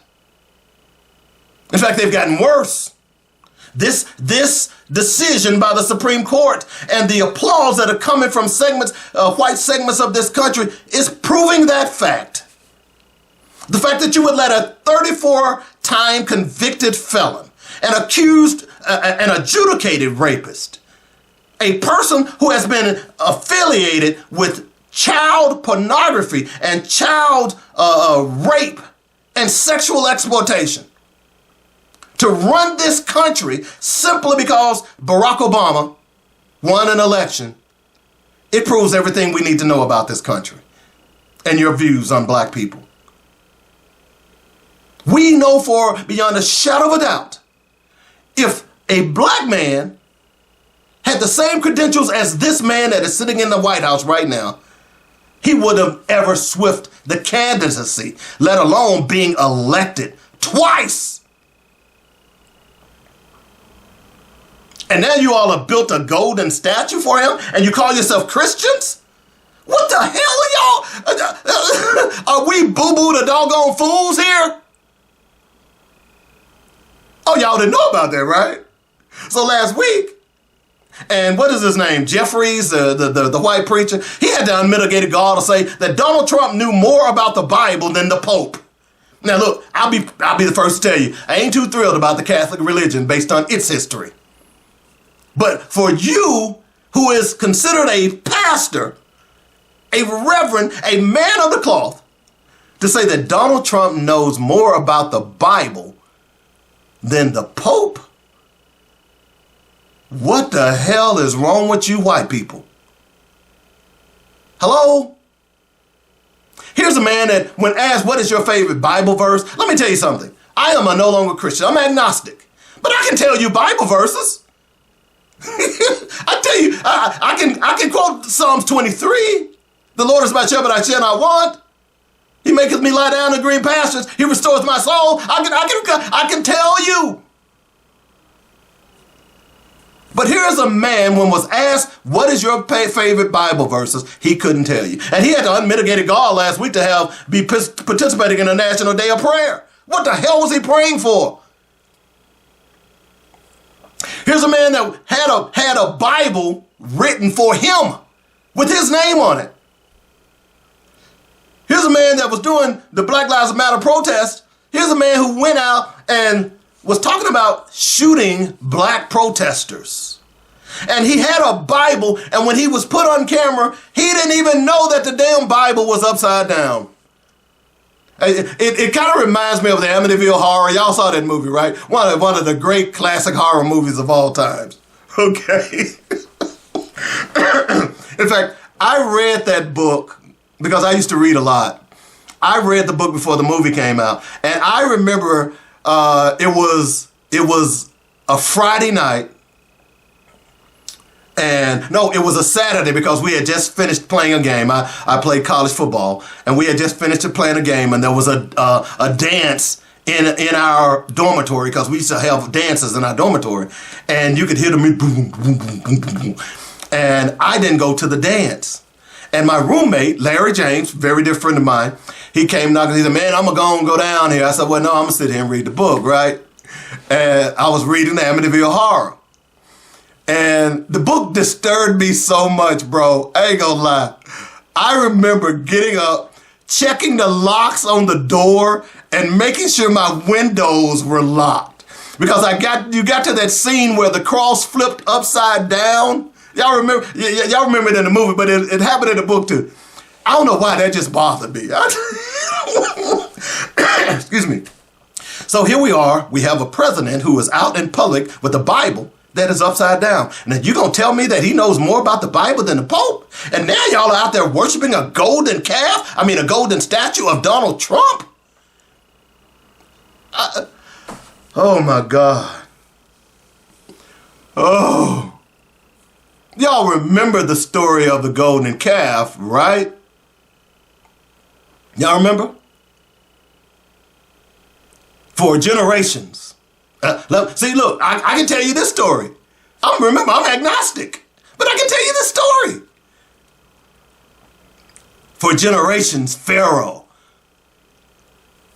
had his foot on the neck of the Israelites. By the way, not the ones that are in Israel today. Let's be clear. Because those people in the Bible were black. They weren't people from Europe. They escaped Pharaoh. God showed them all kinds of miracles. Okay? He would send pestilence. Still can't figure out why God would just not kill Pharaoh, but that's another story for another day. He would send pestilence. Okay? Finally escaped, and they were caught against the Red Sea. What did God do? God parted the water, and they walked across the Red Sea on dry land. Hello? And when the chariots began to come, God waited until every person was out of that valley, out of the Red Sea, and he drowned Pharaoh's army. Hello? Then the people were wondering, and they were upset because God, where is my God? Well, wait a minute, he's already shown you all these miracles, but you still don't believe in him, right? So Moses go up on the mount to talk to God, right? This is where the 10 Commandments, according to the Bible, came from. But we know the 10 Commandments came from the principles of mind. But that's another story for another day, too.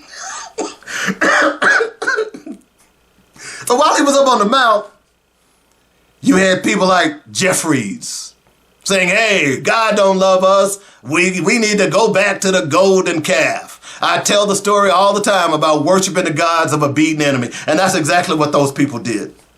So when Moses came down, Moses up there, he doing this little powwow with God and stuff. He comes down and he looks out over the people of Israel that God had just freed, and they having a party. They kicking back like a fat rat old school style. They doing a roller coaster and the hustle and the hucklebuck. You might have even had some of those women, shaking their tails and all that other stuff. Moses said, whoa, wait a minute, dog. Wait a minute. Did y'all not just see what we went through? And y'all down here, y'all done made a golden calf? And so Moses said, hey, look, I tell you what. Who with me, who get me? Y'all get that? Who with me, who'll get me? That's something that Granny used to say on the Beverly Hillbillies. He said, if you're not with me, you again God, and God's gonna punish you. And many of those people perished right there. Hello? What Bible y'all reading? What Bible is Jeffries reading? I'm confused. I'm lost. Because if you believe in the word, then the word is clear. And the idolatry that is going on with Donald Trump is disturbing beyond belief. You got pastors laying hands on this evil man as this man threatens to bomb countries out of existence, as this man launched a bomb that killed 165 young girls. I don't give a damn if they were Iranian. It's the same problem that I have with Israel, is that you're killing innocent men, women, and children. And you don't think we should speak up about it? That those young girls that were killed in Iran were, and by the way, when the report came out that they were killed, they said, well, Iran had, it could have been one of Iran's Tomahawk missiles. Well, Iran didn't even have Tomahawk missiles. So you think we're stupid?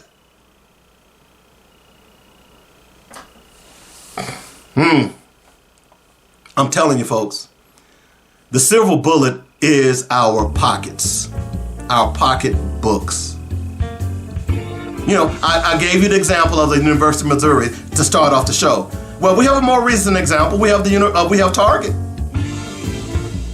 That boycott against Target beat their asses so much that they got rid of their then CEO, and their stock prices dropped. They plummeted. So those of you out there who are saying that it doesn't work, yeah, it'll work.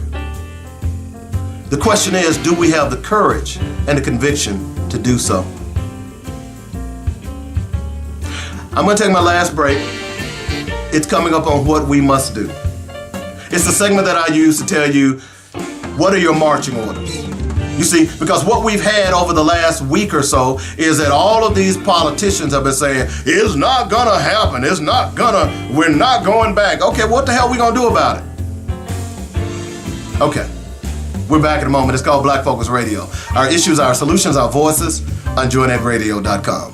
Barbecue season is here, and you're still using that 99-cent goop full of chemical derivatives and high fructose corn syrup for your sauce? Stop, please. Get to ribrub.com now and save your next cookout with an array of all-natural rubs and sauces. Start with the Dynamic Rib Dust for seasoning and the Dynamic Rib Rub for flavor, and top off your grilled or smoked masterpiece with Dynamic Rib Juice. Don't forget the Dynamic Pepper Juice for just the right kick for those chicken wings. One other thing, you've got to try the delectably delicious Dynamic Rib Nuts. Can't decide? Order a Dynamic gift box and satisfy all of your cravings. Come on, give me your hand and let me take you to barbecue land at ribrub.com. That's RIBBRUBB.com, and we'll show you how to bake it, grill it, smoke it. Oh yeah.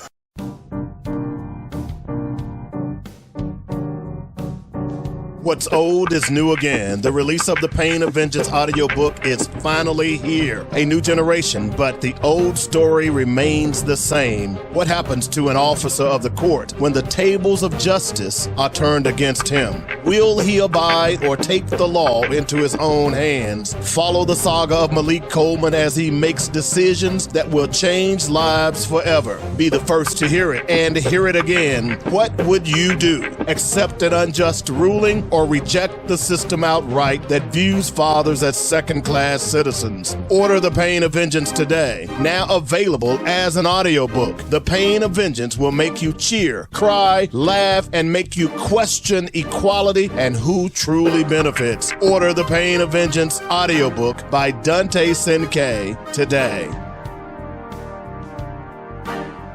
Entrepreneurs, nonprofits, and soon-to-be 501c3 organizations. My name is David W. Coleman, and I want to ask you a question. Are you looking for funding for your business or organization? The new year is upon us, and it's time to get those grant proposals ready. Deadlines for submittals will arrive quickly, and I can help you put your best business foot forward. There are multiple funding sources available to assist you in completing your mission. You just need to know where to look. If you are new to proposal writing and need tips on where to search for funding, this seminar is for you. I'll help you demystify some of the myths relating to grant writing. I'll give you great proposal writing tips to help you get your submission in the A-pile. I'll point you to funding sources that most people ignore when pursuing assistance. It doesn't matter if you are new to the game or a veteran in this space. I have no doubt there is information you can utilize to get the dollars flowing to your business or organization. This is not a get-rich-quick scheme, but tried and effective methods to be successful. If you want to know more, respond with the word grants in the comments below, and I will send you information on the very next Grants and Federal Assistance Seminar. In the meantime, keep looking for that funding, and I'll see you at the next Grants and Federal Assistance Seminar.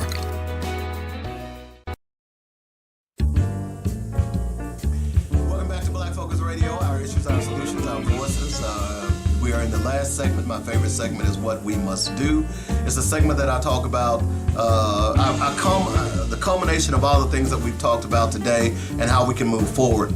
And there's so many things, and I could do another 2 hours today about what's going on in America. But, and it's amazing to me that how some people just have an hour show. Man, there's so much to talk about. We need to extend these shows. By the way, don't expect to get a lot of information from mainstream media. Shows like this one and others that are around the country are where you're going to get your news. All right. Mainstream media is hiding. Mainstream media has always been the enemy of black people. Let's be realistic. It was, you go back and you look at some of the stories that was written pre-1950, 60, even in the 70s, how they use media to and even how they're using rap music to poison the minds of black kids. Mainstream media has never been the friend of the black man. So you need to make sure that you seek out black media wherever you can. All right. And hopefully that black media is giving you knowledge and not just stupidity. All right. So this segment, we talk a little bit about how we can change this problem. This whole show has been based around the fact that we can use the power of our kids. I always say, and I've been saying, do our children today have the consciousness, the convictions that their ancestors had? My generation. Because see, these young people who are now making NIL money don't realize that you are able to make that money because of black people who came before you. I realized that I was able to get a pretty good education because of black people who came before me. I often, if you listen to this show, I often pay homage to those people because without them, I would not be here today. Without our generation, many of you young people would not be here today, or you would be here, but you would be subservient. So, it is important for you to understand that the power of the dollar is the key. There are two ways. In this segment, I'm going to give you 2 ways to combat what is going on in this country today. Those white people who have been on my post talking about, well, they didn't take your right to vote. No, they didn't, but they did take our representation. But see, we can combat that. Because now you're not hearing all those so-called rappers, those uneducated rappers who are making millions of dollars off of black misery. You're not hearing them now saying don't vote. I heard an ignorant thing from Stephen A. Smith, and I usually don't talk about this guy. But he said, you know what black people ought to do? They ought to vote for Republicans one time. Well, let me ask you something, Stephen A. Smith. What the hell for? So that's almost saying, like telling black people to support the KKK. Because it's clear that these people are KKK in ties and suits. So for him to make that stupid, illegitimate argument boggles my mind. And we know why he's making it, because he's being paid off by them. You see, when you're willing to sell out your own people for 30 pieces of silver, see, look, here I am again using a biblical reference. Jesus was sold out for 30 pieces of silver. Hello? God. The Bible says it's easier for a rich man to pass through the eye, a camel to pass through the eye of a needle than a rich man to get into heaven. Sorry I butchered that scripture. I told you, it's been a long time. So here, Stephen A. Smith is right about one thing, is that beyond anything else, is that black people need to use two things. One is your vote. What we should be doing, because see, all these politicians and these preachers have been talking about what an abomination this ruling is, but none of them are putting forth any effort because they're afraid. You see, the difference in those men then and the men today is that those men then didn't fear. Malcolm X wasn't afraid. Stokely Carmichael wasn't afraid. Fred Hampton wasn't afraid. Martin Luther King wasn't afraid. Medgar Evers wasn't afraid. They were willing to give their lives for a bigger picture.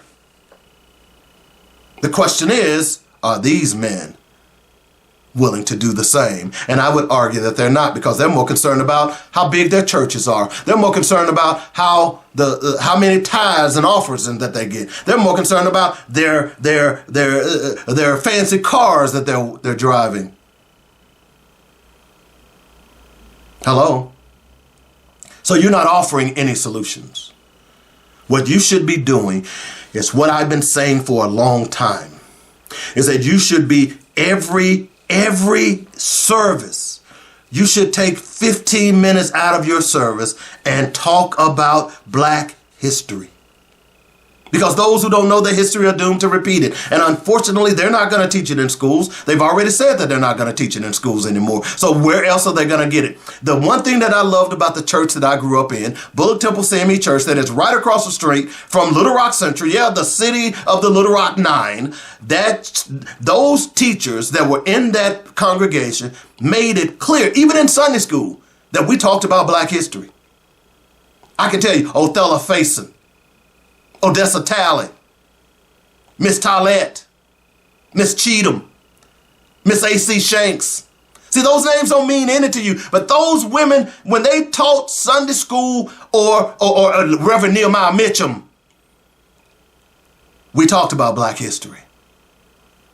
We talked about the importance of knowing who we are and where we came from. So that's what you should be doing, preachers. But not only that, because, see, you're not offering any solutions, just saying, we gonna pray about it. Last I checked, faith without work is dead. I can pray for a job, but if I never go out and apply for a job, is God gonna send me a job? Hell to the no, he isn't. You gotta work. So what you should be doing is, number one, every black church in America should be registering to vote. You should after every service, you should have someone who is eligible to sign up voters, and all you got to do is be an eligible voter to sign up voters. You do know that, right?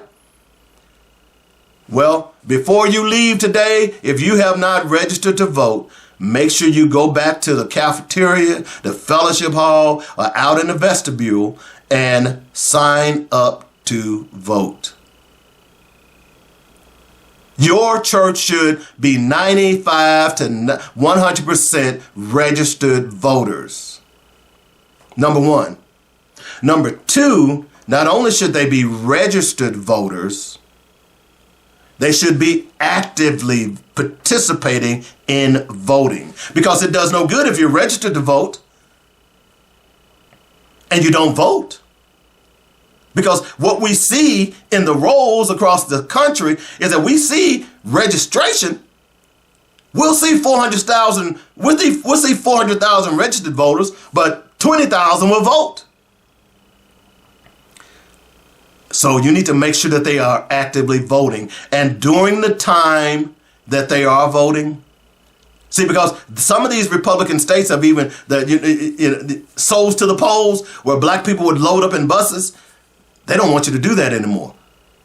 But who's going to stop you? You should be having campaigns in your communities saying, hey, we're taking people to the polls today. Let's go. We want you to vote. Even if you got to go pick them up. Even if it's Miss Sally, who's 90 years old, who can barely walk. We going to wait till Miss Sally get on this bus so we can take Miss Sally to the polls. And guess what? Remember all those, it was an average of 35 to 40 minutes in black polling areas where black people could vote, sometimes in the heat. And they even Republicans said, well, you can't even come and bring them water. You see, they don't want you to vote. See, this is what you call disenfranchisement. This is what those white people don't understand here. They have been systematically trying to disenfranchise black people to vote and doing everything they can to keep them from voting. They want you to stand in those long lines because they're hoping that, hey, guess what? You're going to leave. Remember with the debacle with Jasmine Crockett and James Tallarico? Where prior to the actual day of voting, there were open primaries. That means that you could go and vote anywhere you wanted to vote. The day of the election, they said, oh, you got to go to your precinct. But they didn't tell you that. And many of Jasmine Crockett's voters did not get a chance to vote. Now, that doesn't mean that she would have won. But this is another form of disenfranchisement. So that's one thing. You got to vote with the ballot. Okay? It's more than just saying, I'm going to sign up and I'm going to get registered. The other thing is what we've been saying for the longest, that you got to vote with your dollars. That's what I mean by these black kids not going and playing for these white universities. How the hell can you go and play for a Mississippi who just said you're not going to get any representation? How can you go and play for Georgia? By the way, Georgia just signed a law, if I understand it correctly, is it said you can no longer shout in church. Huh? If that's true, and I'm going to do some more research on that for the next show, but if that's true, who do you think that's affecting? When was the last time you've been to a white church? You ever been to a white church? When you go to white churches, they're sitting in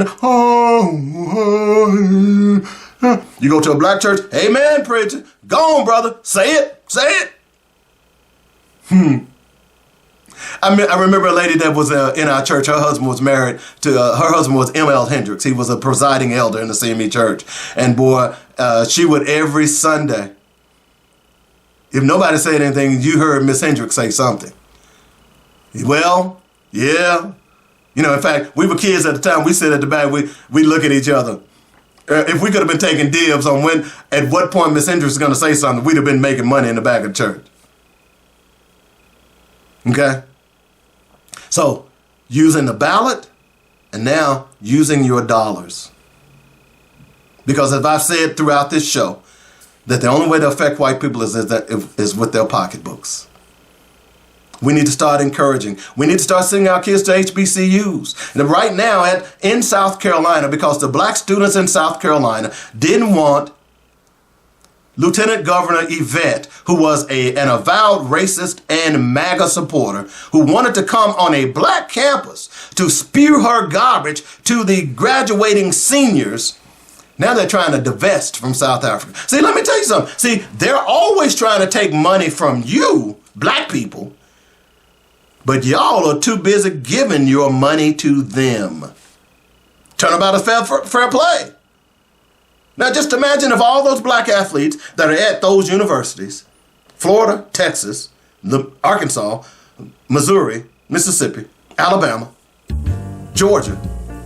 Just think about all those black athletes start going to HBCUs around the country. Think about all the money that those HBCUs would make. And let me just be clear on something. It ain't just the southern states. Let's not be fooled at all. It's white colleges across this country. If we're gonna make a movement, because let me tell you something, if you are a denizen of history, then you would know that the North was just as racist as the South. Hello? Chicago's in the North last I checked, that's in Illinois. Nebraska's in the Midwest, that's in the Midwest. So let's not be fooled. We got a charge to keep. We have a legacy to uphold, and that is stand for our people, past, present, and in the future. And that's what we must do. And on that note, I wish you Habari Gani. Thank you for listening to Black Focus Radio, our issues, our solutions, our voices. On joinnetradio.com. You've been listening to Black Focus, where we discuss our issues with our solutions and our voices. Join us every weekday afternoon at 1 p.m. on joinnetradio.com.